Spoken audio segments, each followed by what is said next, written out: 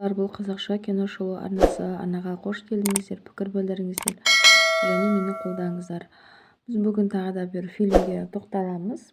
Фильмнің атауы «Подставной город» деп аталады. 2017 жылы оңтүстік Кореядан шыққан экшн-драма элементтері бар триллер жанрындағы фильм. Режиссері Пак Хван Хён. Бұл фильм заманауи технологиялар мен шынайы өмірдің шекарасын бұзатын интригалық оқиғалармен көрермендерді баурап алады. Фильмнің сюжеті: фильмнің бас кейіпкері Квон Ю бұрынғы киберспорт шебері және жалғыз басты жас жігіт. Ол уақытын интернет-кафелерде ойын ойнаумен өткізеді және шынайы өмірде айтарлықтай табысты емес. Бір күні ол өзін күтпеген жерден қатыгез қылмыскер ретінде тауып, кәмелетке толмаған қызды өлтірді деп жалған айыпқа тап болады.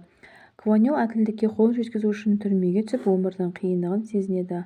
Алайда ол өзінің онлайн ойын командасымен бірге бұл жағдайды шынайы өмірде тексеріп, оған қарсы құрылған қастандықты ашуға кіріседі.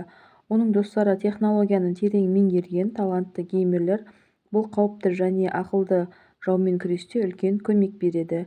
Фильм әділетсіздік, технологияның адам өміріндегі рөлі, виртуалдық достық пен шынайы адалдық туралы ой салады. Сонымен бірге ол адамның өзіне сенімі мен батылдығы арқасында кез келген қиындықтарды жеңе алатынын көрсетеді. Фильмде Квон Ю мен оның достары арасындағы қарым-қатынас шынайы әрі әсерлі бейнеленген. «Подставной город» динамикаға толы, шебер түсірілген және оқиға желісімен баурап алатын фильм.